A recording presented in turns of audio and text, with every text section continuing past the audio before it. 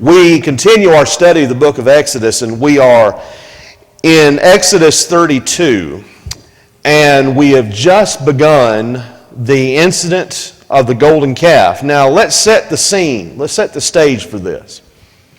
We've already seen how God has spelled out to Moses what he wants built.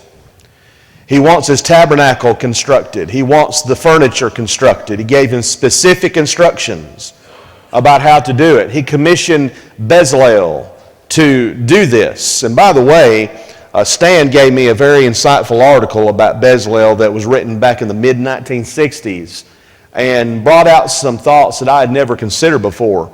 And I hopefully will incorporate that into a future lesson or two down the road, because we don't often think about the person who is commissioned to build all of these things. But enough is said about him by Moses to indicate this man was extremely talented coming in. And then with the Holy Spirit guiding him is even more so. So there's a lot of good things to be learned from him. So all of this has already been given by God to Moses. The 10 Commandments, or the 10 words, on the 2 tables of stone have already been written by the finger of God. And now Moses is coming down from the mountain and he sees what has transpired, verses 1 through 6. This sets the stage. Aaron is pressured by the people to forge a golden calf. And this golden calf is worshiped by the people of Israel. And it seems, for what we're told by Moses in the text, verses 1 through 6, that Aaron is trying to make the best of an extremely bad situation, but he's not making it any better. He's trying to emphasize worshiping God, but he's also trying to compromise by making the idol. And this idol is not a huge idol. You know, we get in our minds the picture that's painted for us in the movie The 10 Commandments, where the people have this huge golden calf that they're falling all over and cavorting about around. Well, if you look at the text doesn't demand that it be a huge idol. It was probably about the size of a bread box, if that big. It wasn't a big idol whatsoever. But yet, here they are, verse 6, they rose early and offered burnt offerings and brought peace offerings, and the people sat down to eat and to drink and rose up to play. They're not playing tiddlywinks. And they're not playing baseball. They are having orgies right there in the midst of the camp, in and around the place where the idol is located. Paul refers to that in 1 Corinthians 10:7. Paul refers back to this incident as an example for us not to follow. Be vigilant, be faithful, be alert is what he's telling the Corinthian brethren, and he's telling us that as well. Look to this as an example of what not to do. That brings us to the text where we left off. Verse 7. Then the Lord spoke to Moses, "Go down at once, for your people whom you brought up from the land of Egypt have corrupted themselves." Notice the change in God's language. Whereas up to this point, he's been calling them his people, now they have lost the right to be called God's people. He says, your people, whom you brought up from the land of Egypt. Moses has the responsibility at this point for what transpires. It's going to fall on his shoulders. He's the leader of Israel. He's the one God has chosen to bring them to the promised land. This is a most critical juncture. We cannot stress enough. We cannot overemphasize how critical this is, because this could very well determine whether or not Israel ever reaches the promised land. God has offered that he would be in intimate fellowship with his people. He has said, I will be their God, you shall be my people. He is going to be present with them in the tabernacle. And now what happens? The Israelites are apostatizing. Notice verse 8. They have quickly turned aside from the way which I commanded them. They have made for themselves a molten calf, and have worshipped it, and have sacrificed to it, and said, This is your God, O Israel, who brought you up from the land of Egypt. Think about this, brethren. Just weeks before, in chapter 24, verse 3, what had the Israelites done? They said, All the Lord has spoken, we will do. And in a unison, they said this. They pledged their loyalty to Jehovah. They said, all that He's spoken, we will do. We will obey all the words of this law. Remember the sprinkling of blood on the covenant? Remember the sprinkling of the people? Remember all of that took place? Now they put all that in jeopardy. Your people have turned away. Your people have quickly turned aside from the way. Verse 9, the Lord said to Moses, I have seen this people, and behold, they are an obstinate people. Obstinate. You know, when God uses strong language, we've got to sit up and take notice. He knew these people better than they knew themselves. I know these people, they are an obstinate people. They're stubborn. They're as stubborn as the day is long. Verse 10, Now, then let me alone, that my anger may burn against them, and that I may destroy them, and I will make of you a great nation. God is telling Moses, okay, just step aside, you just go over here, and let me take care of them. Let me just wipe them out, and we'll start over with you. Don't bother me in this. God is telling him, just don't have anything to do now, because I'm just going to go ahead and take care of this. I'll destroy them. I'll raise up another people from you.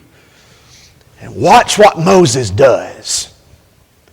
Then Moses entreated the Lord his God and said, O Lord, why does your anger burn against your people, whom you have brought out from the land of Egypt with great power and with a mighty hand?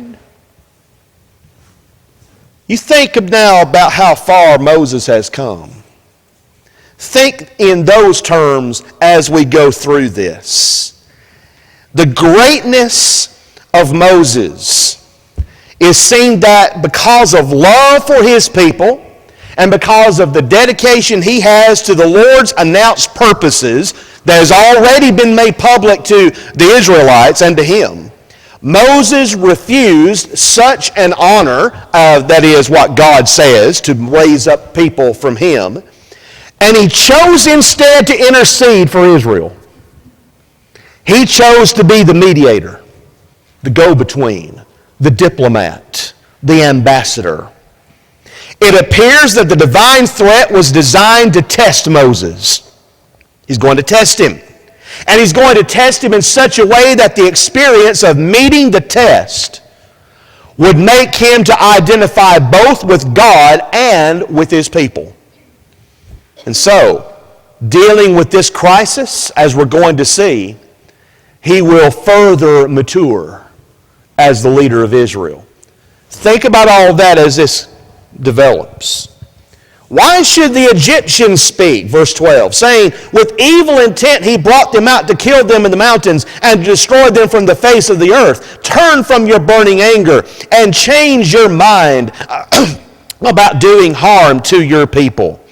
So, Moses appeals to the Lord on several bases. He first appealed to the Lord on the basis of his love for Israel.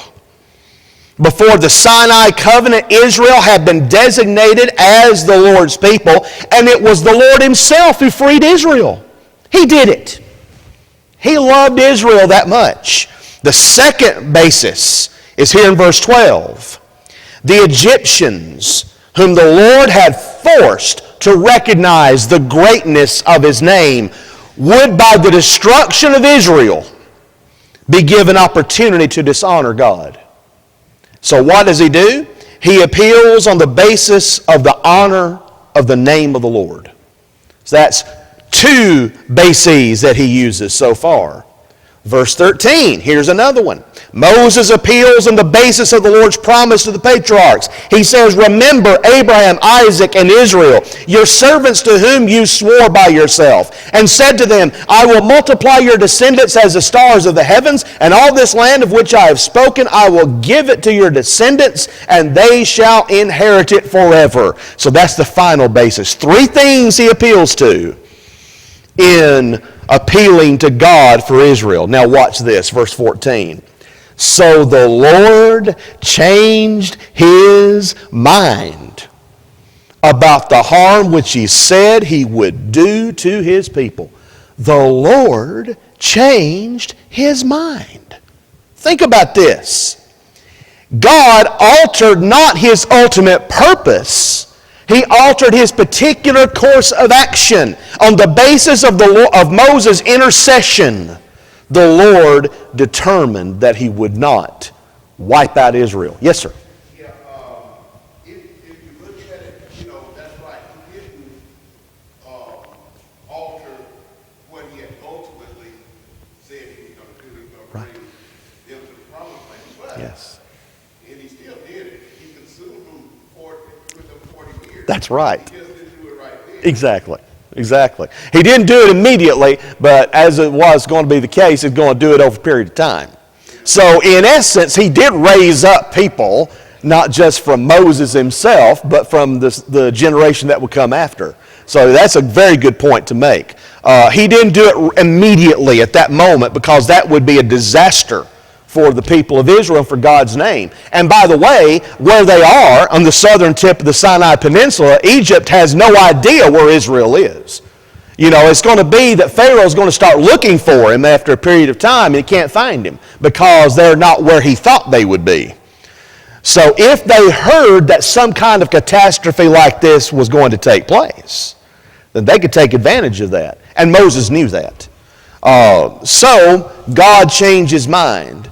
And verse 14, he said about the harm which he said he would do to his people. Then verse 15 says, then Moses turned and went down from the mountain with the two tables of the testimony in his hand, tablets which were written on both sides. They were written on one side and the other.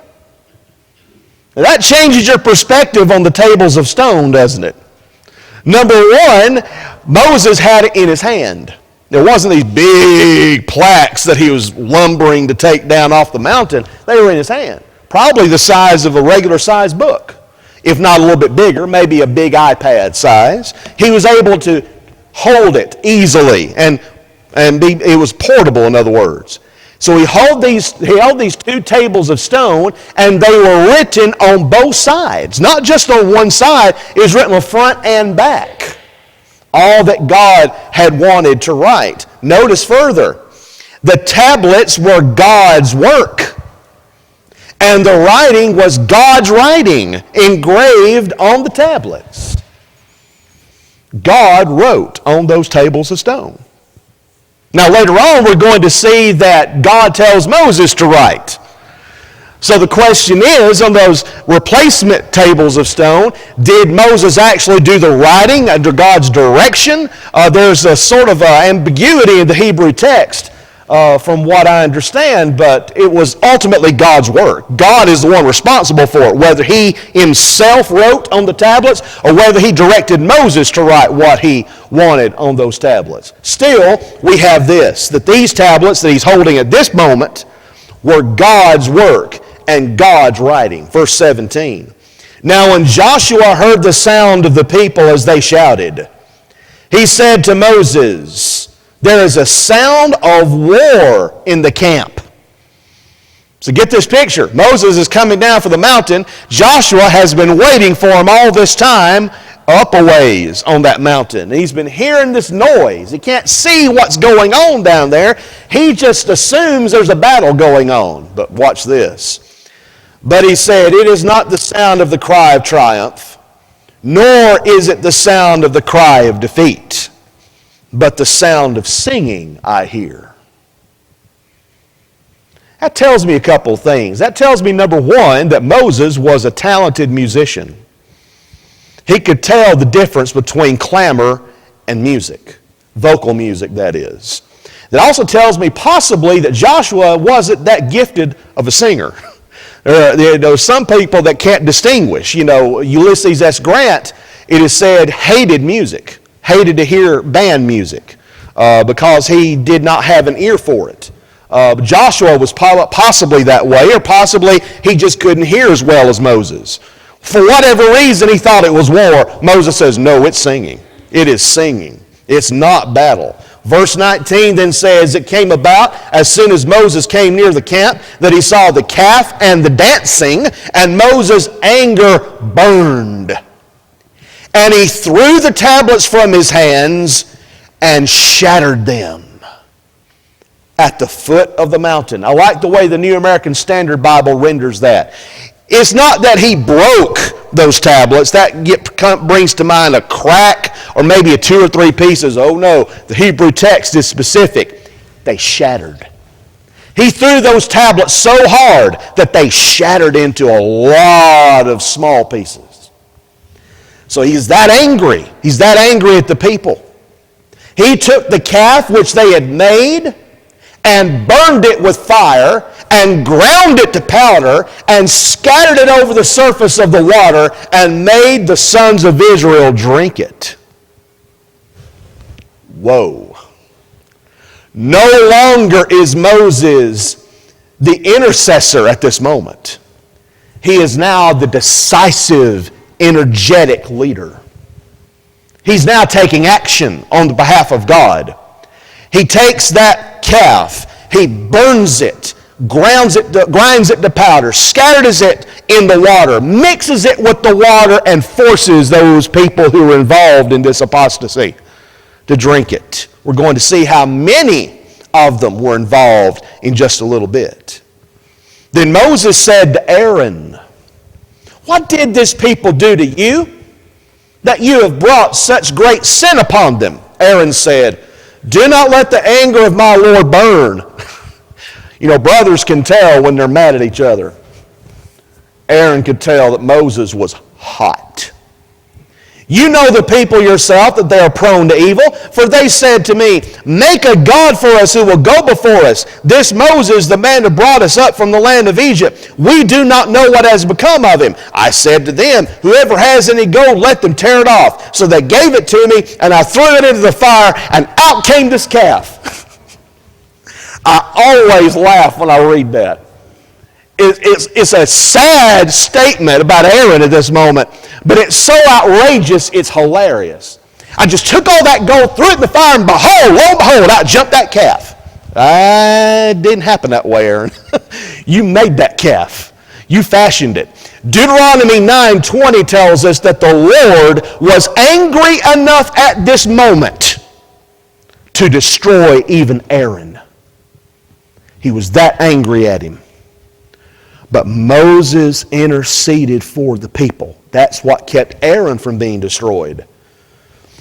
Now when Moses saw that the people were out of control, for Aaron had let them get out of control to be a derision among their enemies, then Moses stood in the gate of the camp and said, "Whoever is for the Lord, come to me." And all the sons of Levi gathered together to him. We cannot stress enough this critical moment in the nation of Israel's history. Notice this. He forces them to take a side. Bailey points out about that phrase, they were running wild, they were getting out of control, verse 25. It's literally in the sense of cutting or unbraiding of the hair is the idea of the Hebrew phrase.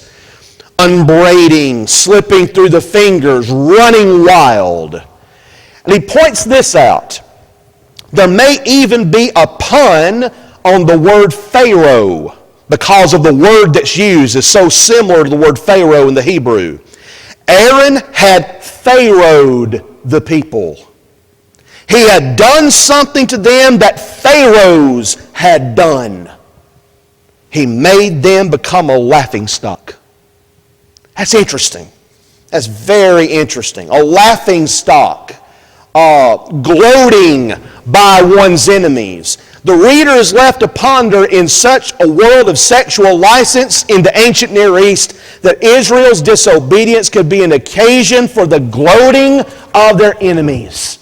They're just like us. They're no different from us. That's what could have happened. And it is right here that Moses makes his stand. The Levites, all the sons of Levi, gathered together to him. That's including Aaron, by the way. Aaron was a son of Levi. He said to them, "Thus says the Lord, the God of Israel, every man of you put his sword upon his thigh and go back and forth from gate to gate in the camp and kill every man his brother and every man his friend and every man his neighbor." He's telling the Levites to do this. So the sons of Levi did as Moses instructed, and about 3,000 men of the people fell that day. 3,000 men killed by the Levites. That tells us how many people were involved in leading this apostasy. 3,000. That's a sizable number. 3,000 people were spurring this on, this disobedience, this rebellion against God. Then he says, Moses said, verse 29, "Dedicate yourselves today to the Lord, for every man has been against his son and against his brother, in order that he may bestow a blessing upon you today." Here we see a privilege of priestly service that's being instituted by Moses on this occasion. Verse 30, "On the next day Moses said to the people, 'You yourselves have committed a great sin, and now I am going up to the Lord. Perhaps I can make atonement for your sin.'" He's not promising anything. Notice that. Notice the language. Perhaps I can make atonement. It's not guaranteed. Then Moses returned to the Lord and said, "Alas, this people has committed a great sin, and they have made a god of gold for themselves. But now, if you will, forgive their sin. And if not, please blot me out from your book which you have written." Notice that. Blot me out from your book. What book is that? Book of life. The Lamb's book of life. The book of life which is mentioned in Revelation in particular. Whoever is not found written in the Lamb's book of life was consigned to eternal punishment. The book that is mentioned here is mentioned on several occasions throughout the Bible, this being the first one. There is a book of record, a book of life, which God keeps. And Moses mentions that here, which is interesting. So, verse 34, "But go now, lead the people where I told you." Well, the Lord said to Moses, verse 33, "Whoever has sinned against me, I will blot him out of my book." That brings to mind, as I've just mentioned, what he says in Revelation. "But go now, lead the people where I told you. Behold, my angel shall go before you. Nevertheless, in the day when I punish, I will punish them for their sin." Then the Lord smote the people because of what they did with the calf which Aaron had made. So you got 3,000 that are killed by the Levites. And here we see that the Lord smote the people. Most commentators are pretty much united in the belief that this is a plague that was sent by the Lord upon the people of some sort. And Bailey suggests, and I think there's something to it, that when Moses ground that idol into powder and mixed it with water and forced the Israelites to drink it, that God utilized that to bring about the plague on those that he punished. At least 3,000, perhaps even far more than that. Sizable number of Israelites died that day because of their apostasy. Tragic. It could have been disastrous if not for the intervention of Moses. And Moses is now coming to the forefront. Moses is coming into his own as not only the deliverer of Israel, but also the great mediator between Israel and God and the decisive leader that they needed desperately at this moment. He's the only one that could have done it. And God knew it. God indicates that earlier when he said, okay, you just step aside, let me take care of it. Because God knows what Moses is going to do. And that's the reason why God chose Moses to do what he was going to do. Because he knew that Moses had that talent. He had been educated, trained to be a Pharaoh. He had been trained to be a great leader. And now Moses is bringing all those talents to bear. And it's beautiful to see. This isn't beautiful, the golden calf incident. But Moses himself coming into his own as a leader, it is a tremendously beautiful thing to witness. And we're not through with it yet. We're getting in chapter 33. But before we get there, any questions or comments about anything before we move forward? Yes, sir. It really tells us a lot about his ability Moses' ability to be that alpha dog. Yeah. He made them drink, and they did it. He's just one man, Yeah. and all these people did it. And I think maybe Oh, yeah. his ability to tell the Levites to go kill 3,000 people is probably part of it. Other things that are going on Oh, yeah. as they're wandering. My admiration for Moses never decreases. It only increases the more and more that I read about him. Because this man, this one man, who at first thought that he couldn't do anything, is now taking a hold of things. And like you say, there was something about him. There was that it factor that he had. That he could persuade the Levites to kill 3,000 apostates and force people to drink. I'm sure the Levites had something to do with that too, probably carrying out his command. Of course, atheists and agnostics will say, that's a dictator. You talking about a dictator, that's a dictator. No, it's somebody doing what God wanted him to do because they'd apostatized. They had completely gone away from God's will. Yes, sir. This is just my injection here. But Yes, sir. he was the only one that went before God. That's right. And they knew that he did that. Yeah. Matter of fact, they said, you go before God. And they had to realize that, there was something between him and God that they could not touch. They had already seen God's presence on the mountain, and they were terrified. They were scared to death at God's presence. And they knew that Moses had a special relationship with God, and that factors into this too as well. Yes, sir. Go ahead. Aaron made the golden calf. Moses took the bull by the horn. I like that. Moses took the bull by the horns on the golden calf. That's good. Absolutely. He took the lead on that. He took charge and took care of this situation. And he's not through. We come into chapter 33. Then the Lord spoke to Moses, depart, go up from here, you and the people whom you have brought up from the land of Egypt to the land of which I swore to Abraham, Isaac, and Jacob, saying, to your descendants I will give it. I will send an angel before you, and I will drive out the Canaanite, and the Amorite, the Hittite, the Perizzite, the Hivite, and the Jebusite. Go up to a land flowing with milk and honey. For I will not go up in your midst, because you are an obstinate people, and I might destroy you on the way.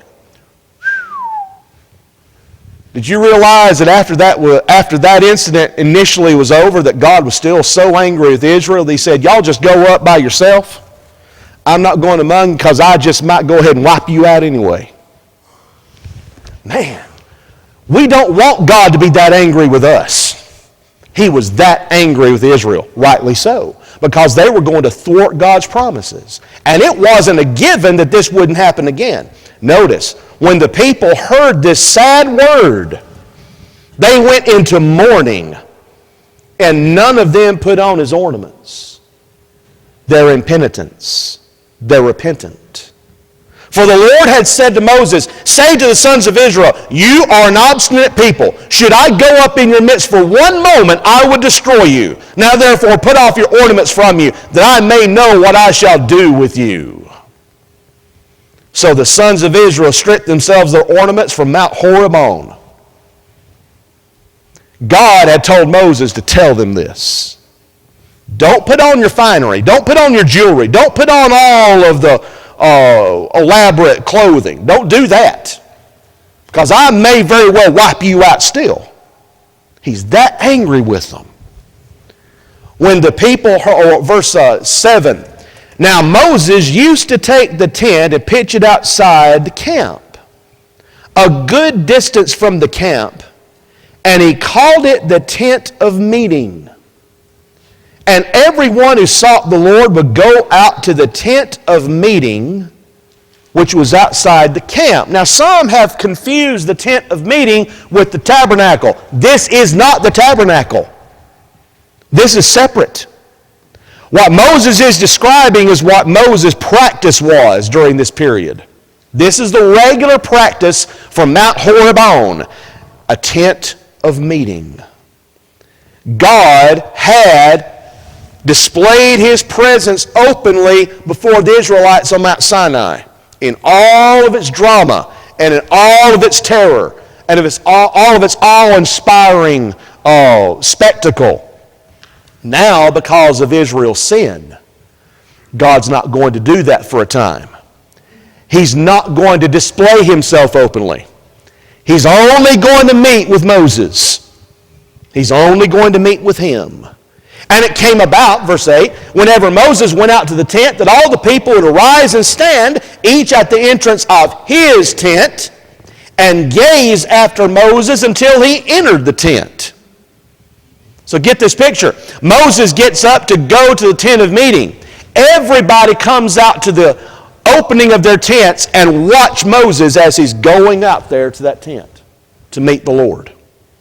Think about this, where this has gone. Whenever Moses entered the tent, the pillar of cloud would descend and stand at the entrance of the tent. And the Lord would speak with Moses. So what the people would see was this pillar of cloud that was with them from Egypt all the way to this present moment. That pillar of cloud would descend right there at the entrance of that tent of meeting. And then, verse 10, when all the people saw the pillar of cloud standing at the entrance of the tent, all the people would arise and worship, each at the entrance of his tent. So whenever that pillar of cloud came, they would worship God, every one of them. Thus the Lord used to speak to Moses face to face, just as a man speaks to his friend. Think about this. Think about the development of Moses from the burning bush until now. That's been less than a year, by the way. Think about it. It's been maybe about a year since the burning bush incident. Think about how far Moses has come. Moses was asking God questions and trying to get out of leading the people of Israel. Now, where has he gone? He is now meeting with God at the tent of meeting and communing with him just as a man would commune with his friend. You know who that brings to mind to me? Enoch. Enoch walked with God and was translated that he should not see death. For he had this testimony that he walked with God. Moses has that same kind of a relationship with God, just as a man has with his friend. Fascinating how far he's come. When Moses returned to the camp, his servant Joshua, the son of Nun, a young man, would not depart from the tent. How young was Joshua? We're not told. We have to guess. He's probably around 30, maybe 40 years old. He's a young man because Moses spent the first 40 years of his life in Egypt, and then spent the second 40 years of his life herding sheep before he was called by God to be the leader of the Israelites. So we've got to estimate that Joshua at this moment, probably between 30 and 40 years old, a young man. He would always stand there.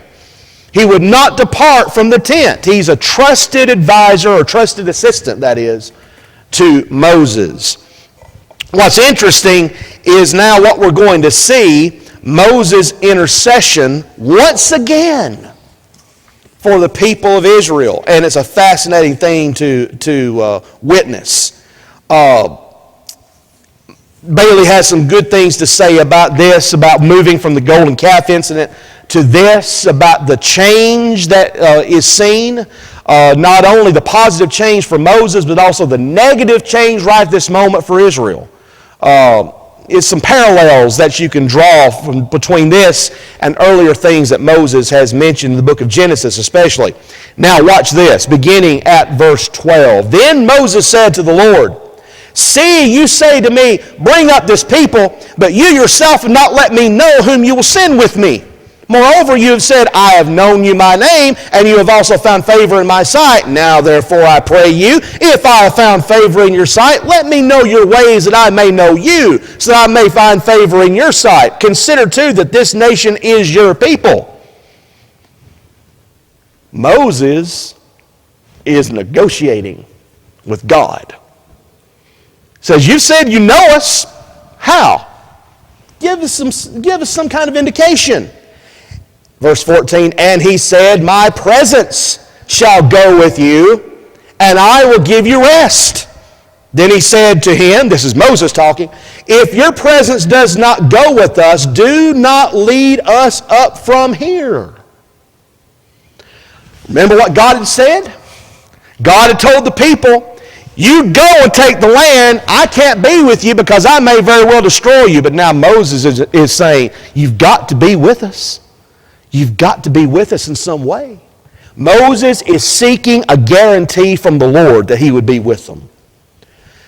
For how then can it be known, verse 16, that I have found favor in your sight, I and your people? Is it not by your going with us so that I and your people may be distinguished from all the other people who are upon the face of the earth? Stand back and look at this picture.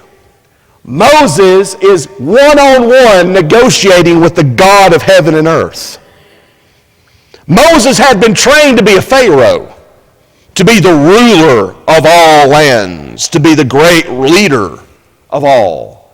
Moses is a different man. He's a far different man from the one who encountered God at the burning bush. The man who just a year prior had said, pick somebody else. I don't want to do it. What's Moses doing now?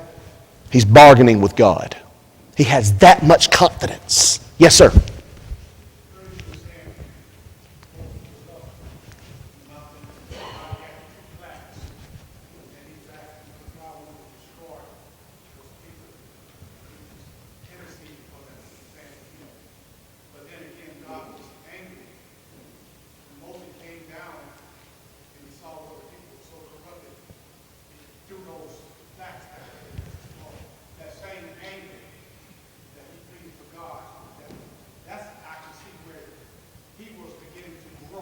Yeah. And be willing to make a change because he still recognized God. Have mercy on these people because they're weak. So now I can see the change in him. Moses stepping up, taking on the role as being, a leader. And we cannot overlook the fact that at this moment, how old is Moses? 80 years old. He's an 80-year-old man. And he's changed dramatically within a year's time. Don't tell me that people who are older can't change. They can. They can when God's at work. Yes, sir. When you think of this camp and what's going on right here, this is kind of like when MacArthur went on to the ship at Japan. This is like Pyongyang Yes. with North and South Korea. This Yes. is like House of Versailles. Oh, yeah. This is the negotiating place. This is the negotiating building. You better believe it. The tent of meeting was that place where Moses interceded for the people of Israel and negotiated as the great mediator, the great intercessor. And he is a type of Christ on that too, by the way. Don't lose that side of that fact. He is the type of Christ being our great mediator between us and God. So fascinating stuff. We've got about 5 minutes left. We can get through with this chapter pretty quick. So, verse 17, the Lord said to Moses, I will also do this thing of which you have spoken, for you have found favor in my sight, and I have known you by name. Then Moses said, I pray you, show me your glory. He comes back to that initial asking of God to show himself. He desperately wants to see God. He has this relationship with God now where he's like a familiar friend. He wants to see him. I want to see you. And he said, I myself will make all my goodness pass before you and will proclaim the name of the Lord before you, and I will be gracious to whom I will be gracious and will show compassion on whom I will show compassion. But, he said, you cannot see my face, for no one can see me and live. Mortal men cannot see God. None of us can, and live to tell about it. Then the Lord said, behold, there's a place by me, and you shall stand there on the rock, and it will come about while my glory is passing by, that I will put you in the cleft of the rock, and cover you with my hand until I have passed by. Then I will take my hand away, and you shall see my back, but my face shall not be seen. That is a beautiful depiction of God. Anthropomorphisms, yes. But he's telling it in a way that we can identify. He says, I'll take my hand. I will protect you from seeing my face. But when my face passes by, I'll uncover you and you can see my back as it is. Yes, sir. Yes, in reference to that, you were talking about the prophets and the judges had to use something because in several instances, even with David's family, it had to be 10 generations before, since, the child was born illegitimate or whatever, it has to be 10 generations. So when the prophets have to go out to those folks, they have to use something. Right. Exactly. With God. Yeah. It points back to what Moses did before the people of Israel on this occasion, the tent of meeting, where they met with him separately. And this description here of how Moses will see God but not see his face is just evocative. It evokes so many images in your head. What did he see? What exactly did he see? My thought is that he saw something akin to what Ezekiel saw on the River Kibar when he was in the vision. Remember? The wheel in the middle of the wheel and the great throne on top of it. Remember what he describes in Ezekiel 1? Seems to me that would be a very similar thing to what Moses saw in some fashion. Could the second person of the Godhead be involved in this, a pre-existent Christ? It's possible. But we just simply know that Jehovah has said, you'll see my back, but you won't see my face. Because if you see my face, you won't live. And we're going to see that played out in chapter 34 once we get there next week. We're going to see how that affects Moses in a personal way and how that affects Israel. This thing is not played out yet. This whole incident coming from the golden calf, this thing has not reached its conclusion. I mean, we're still in the midst of this. Moses is still negotiating for the people, and it's not a set thing that God is going to keep from destroying them on the spot. Moses has staved that off for the moment, but it's taking all the skill and all the ability and all the talent that Moses has to negotiate with the Lord and keep him from just wiping everybody out right then and there. Well, we will see this thing played out completely next week when we get into chapter 34.